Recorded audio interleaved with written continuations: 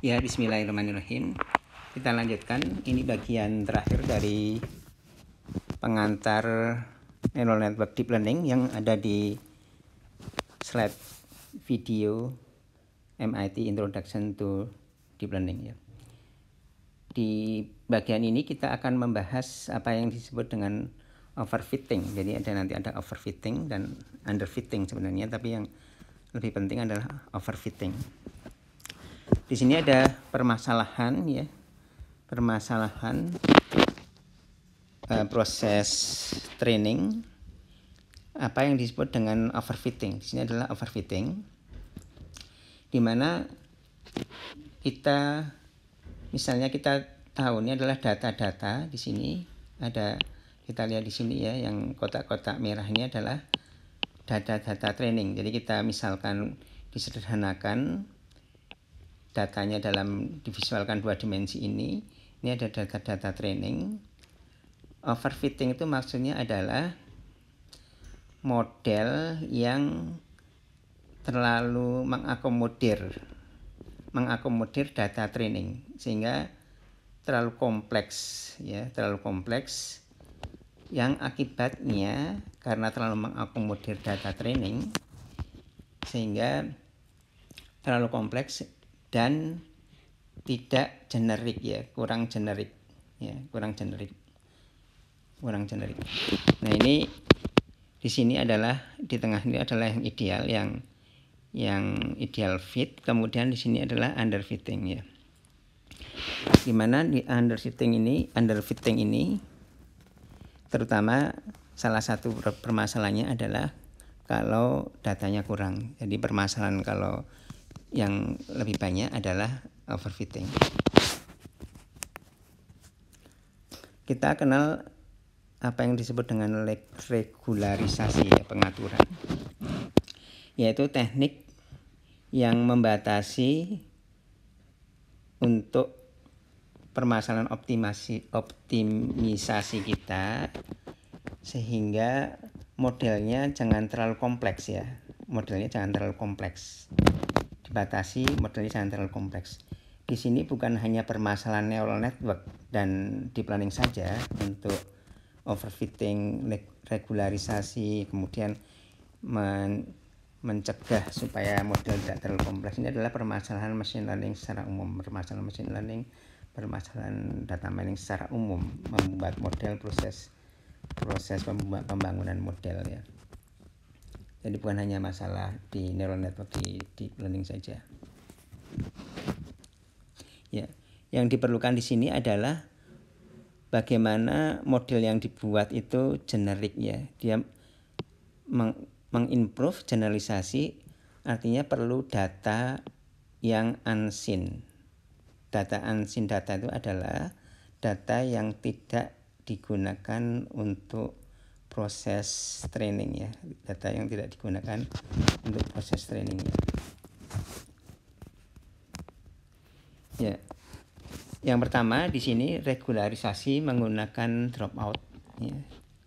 Jadi selama proses training secara random dipilih sehimpunan aktivasi yang 0. 0 itu artinya menghambat proses berikutnya karena dikalikan dengan atau jadi 0 ya, jadi 0 atau dikalikan dengan 0 ya. Biasanya misalkan di drop atau tidak digunakan 50% di node-nya ya, jadi activation functionnya itu adalah ini dibuat 0 sehingga di sini tidak digunakan ya.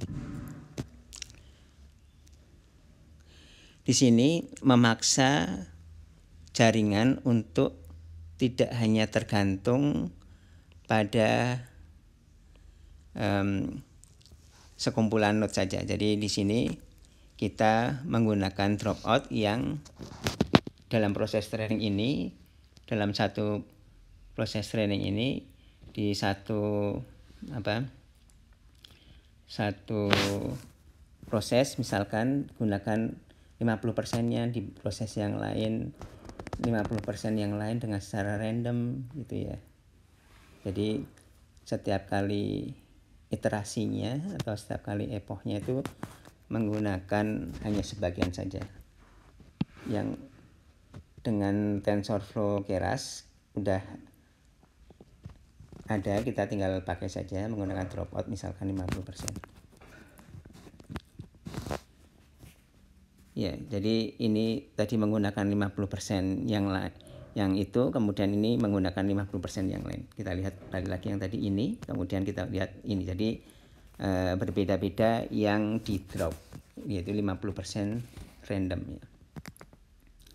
Kemudian cara yang kedua adalah early stopping ya. Jadi ada proses training, ini ada proses training, iterasi proses training.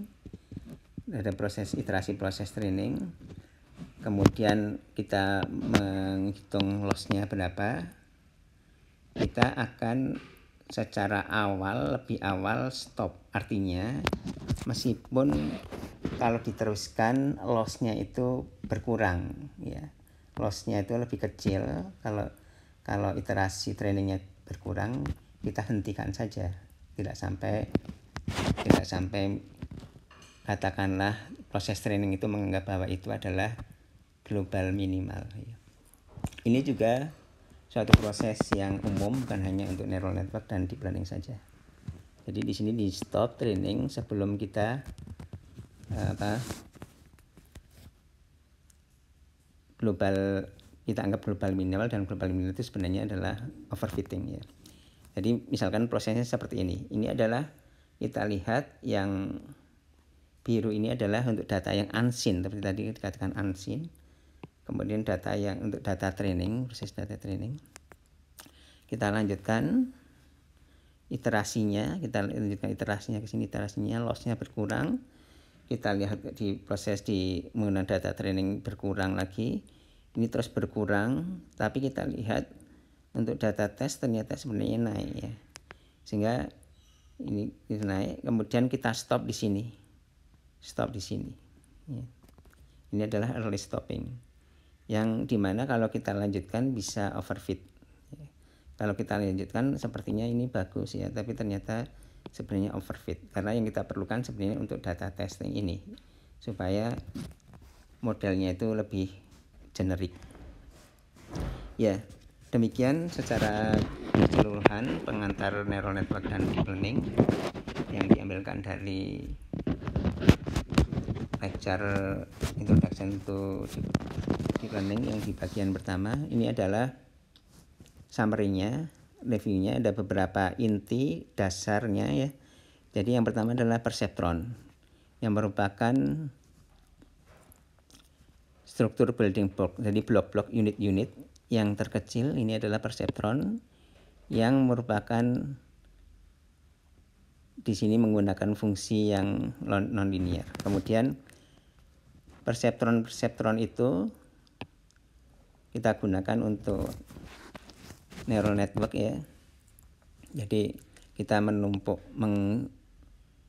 menggunakan beberapa perseptron untuk membentuk neural network ya, seperti ini.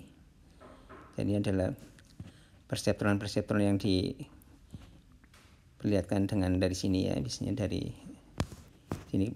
Kemudian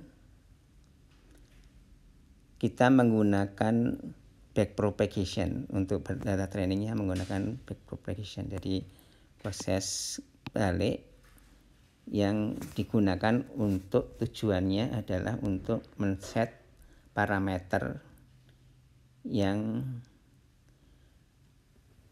didapatkan sehingga loss function atau empirical lossnya itu sekecil mungkin. Kemudian kita lakukan untuk memperbaikinya, untuk optimisasinya dengan adaptive learning, yaitu learning rate-nya yang disesuaikan dengan kondisi, yang kemudian perlu ada sampling supaya tidak terlalu lama di sampling datanya, data trainingnya. Kemudian ada regularisasi, yaitu dropout dan early stopping ya. Demikian